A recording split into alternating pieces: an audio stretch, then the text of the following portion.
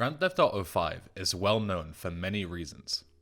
It is currently the highest grossing piece of media ever created, meaning it has made Take-Two and Rockstar Games more money than any other film, book, song, or video game ever produced.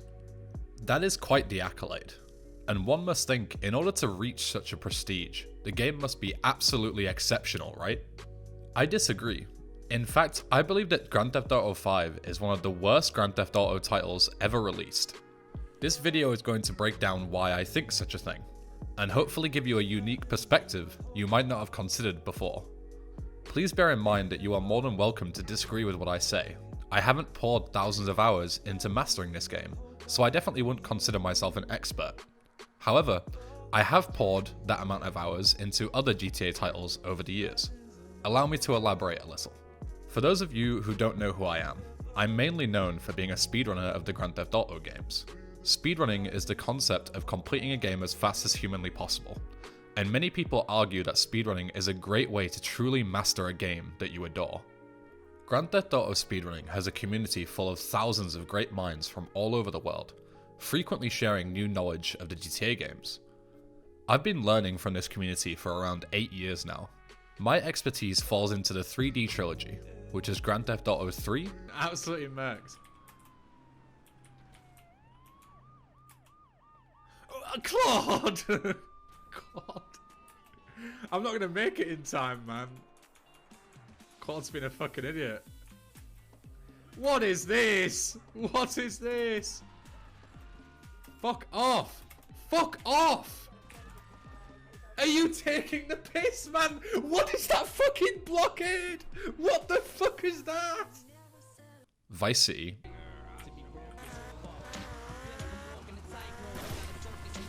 What? Am I going nuts or was that an invisible strip? There's no strip! Oh, this fucking game. Oh! And San Andreas. Like, you just line up here, then hold W. And look at that, this time it's absolutely fine. Never mind. I don't think these games are perfect, and I will very likely be making a similar video for one of these games in the near future. I'll let you figure out which one. It'll give you a better explanation than I will. Get on, please. However, I do think these games are better than Grand Theft Auto 5 for many reasons, so enough waffling on, and let's break some of it down.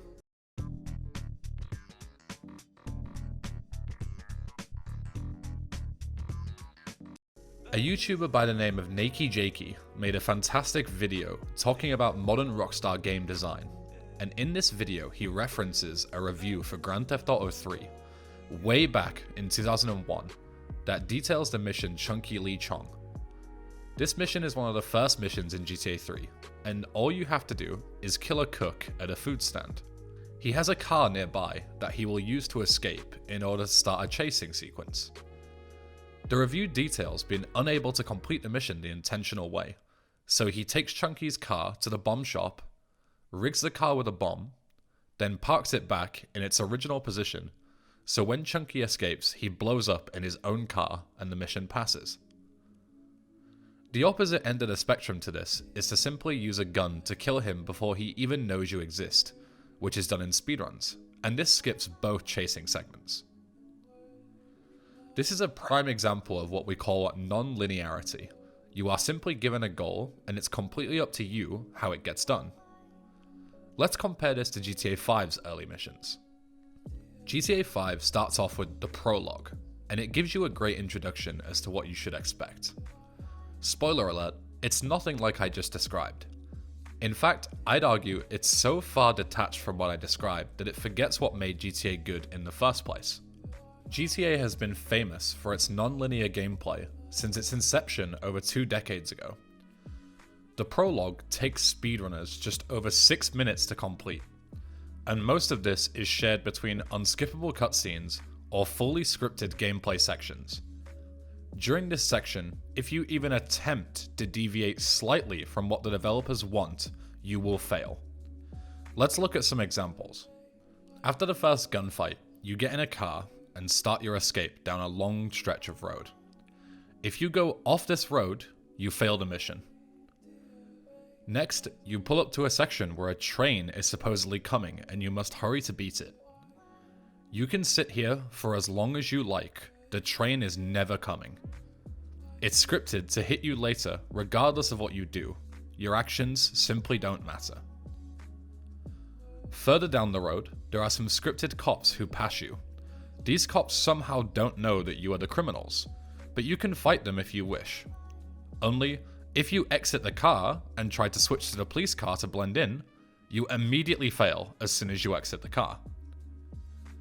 At the end of the road is a roadblock, and your peer tells you to take a right turn to avoid it.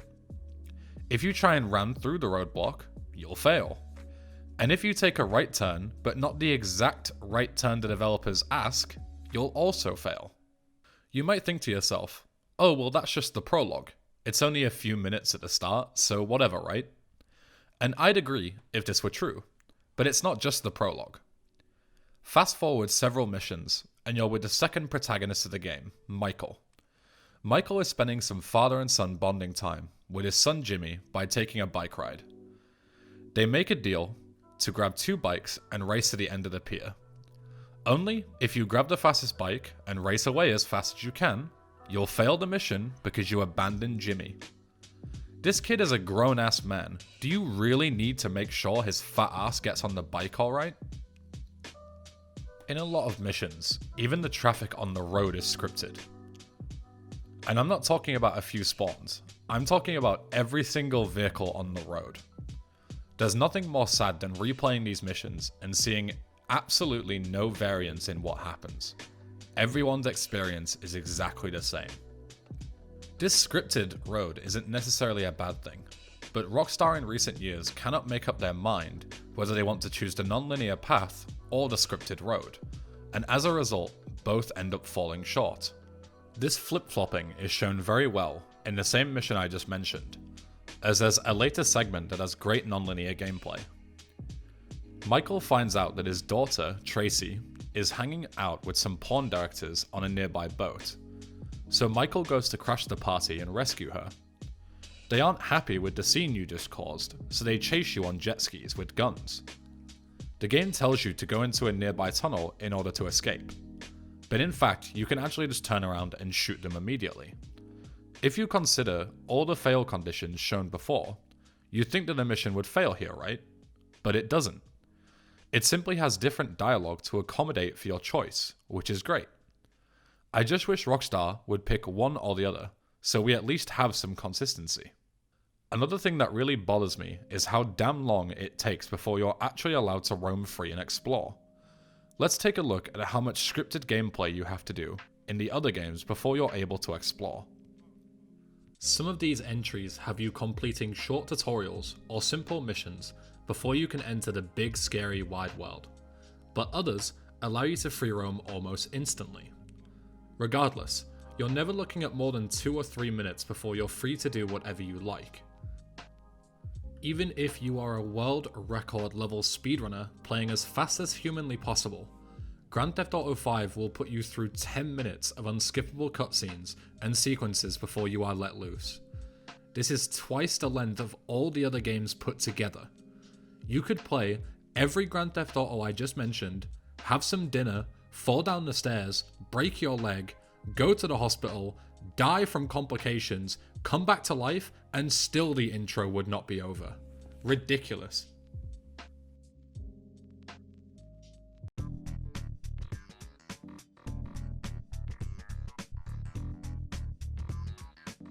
This next section will cover something that is a lot more divisive, and that is how much the game holds your hand.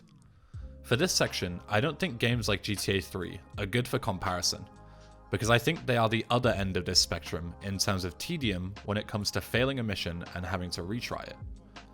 Grand Theft Auto 5 has checkpoints scattered throughout each mission, and allows you to reload a checkpoint if you fail your current objective.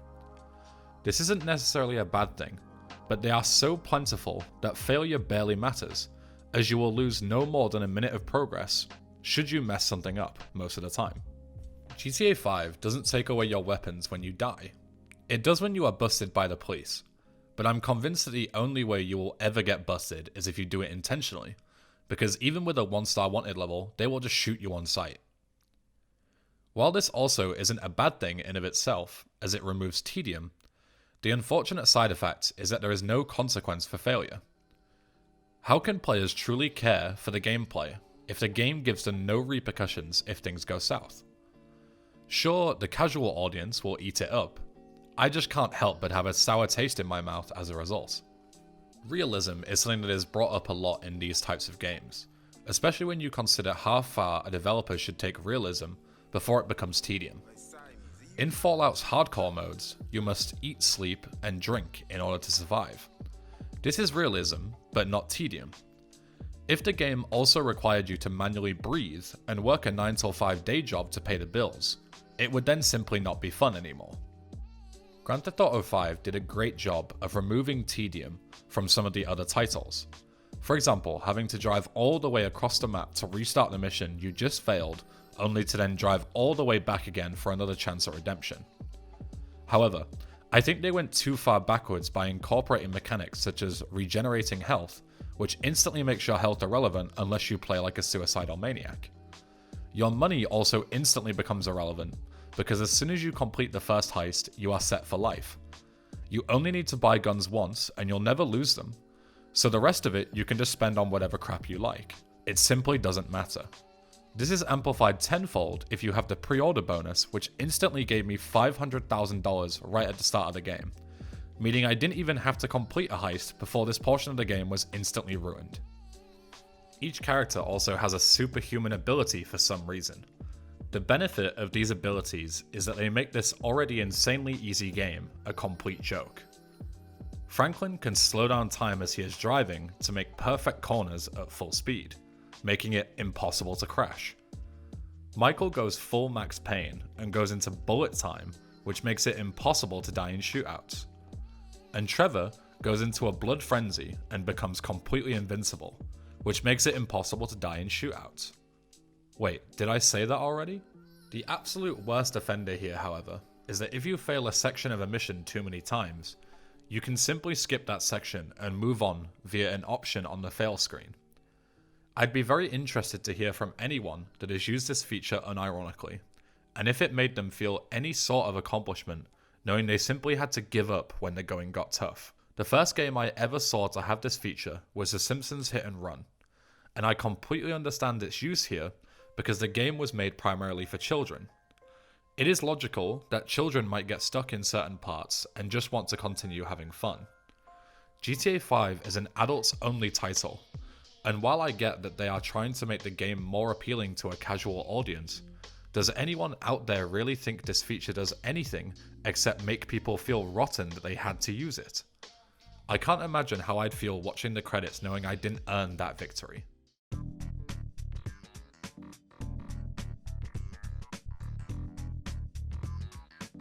Every Grand Theft Auto title is well known for having an incredible list of side content, and completing all of it usually giving you some awesome rewards. In the older games, you were rewarded with a huge array of weapons, infinite ammo, infinite sprint, double health and armor, becoming fireproof, bonus vehicles and abilities, plus much more. What do you get in GTA 5? An achievement, a t-shirt, and a gimmick bonus mission where you shoot a furry. Wow.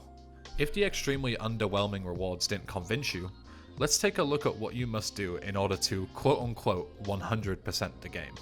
In order to 100% this game, you must actually complete around 30% of these insanely arbitrary tasks.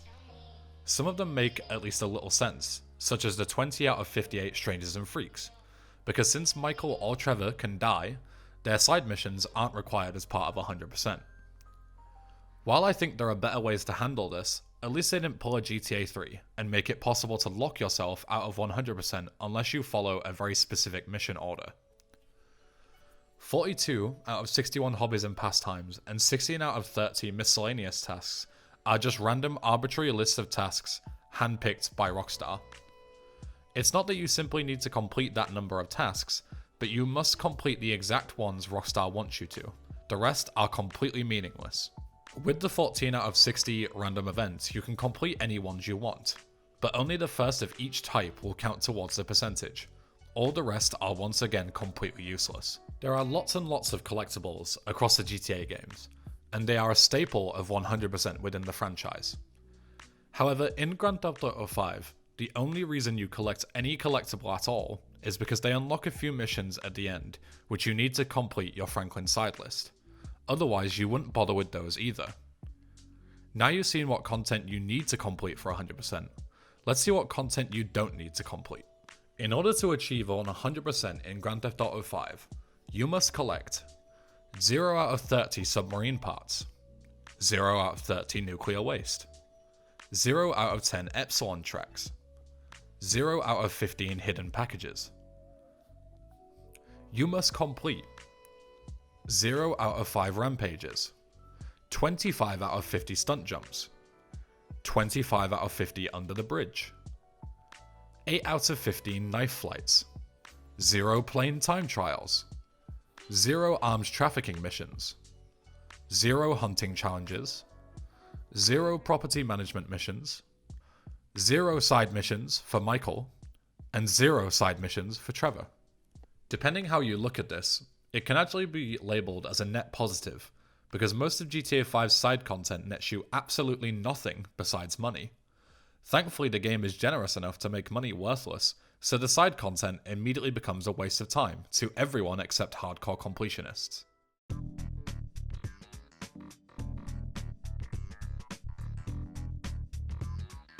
Grand Theft Auto 5's biggest cash cow currently is Grand Theft Auto Online. A lot of people like to say that GTA Online is separate from GTA 5, but I disagree. This is not a standalone title. It's all part of the beaten up package that UPS threw at your door back in 2013.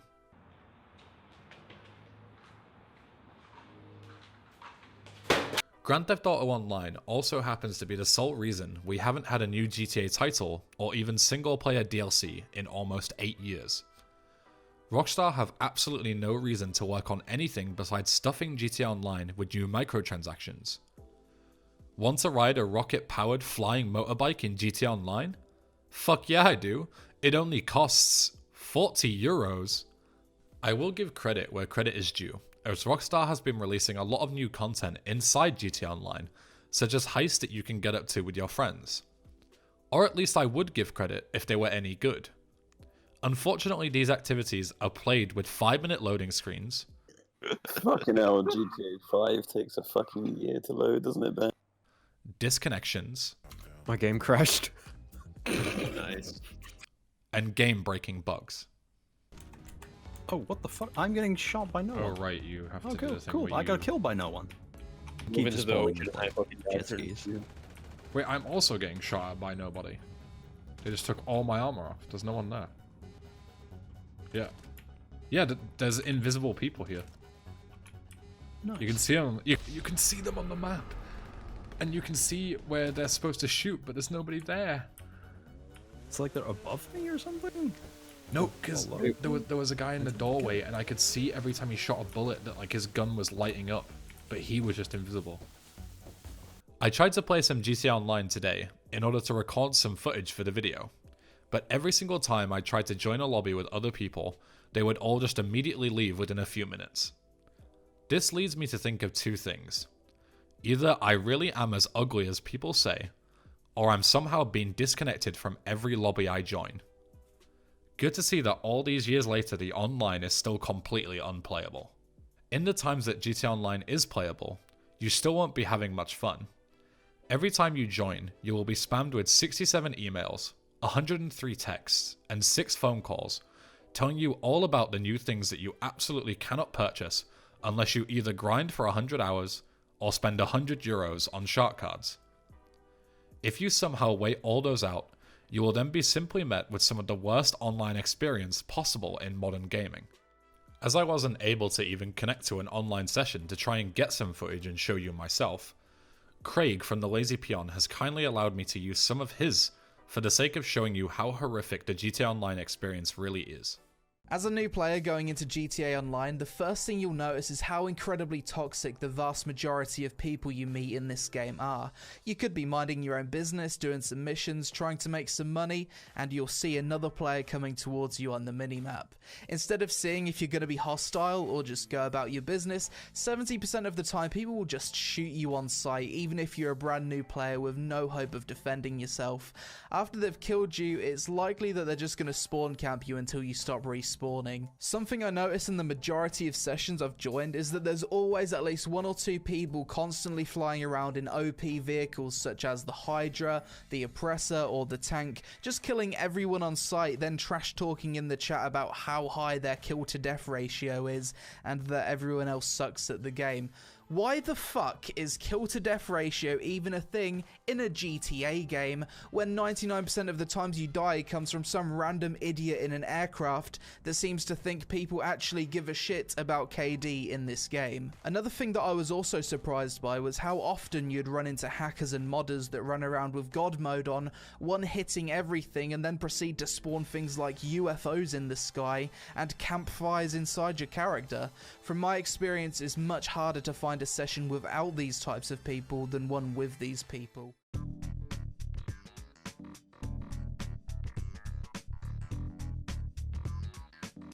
Overall, I think Grand Theft Auto 5 is a good game. I just think it's a bad GTA game. When you compare this title to some of the other classics in the franchise, this game does really fall short for me. I want to reiterate that this game does have a lot of positives, even though this video really only painted a negative picture.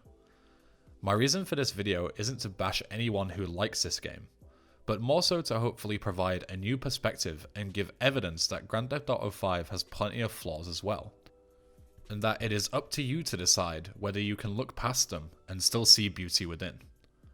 Unfortunately, I cannot, so I will be going back to my early 2000s classics. I could get married for 35 fucking years, and a guy could walk in and fuck my wife right in front of me, and I would still feel less cuckolded than I do right now. Fuck!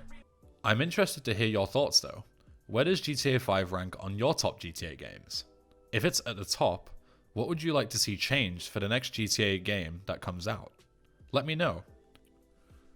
As I mentioned at the start of the video, there are other GTA games that I feel are extremely overrated, and I will be taking a dive into those another day. But until then, I hope you have a wonderful day, and I'll see you next time.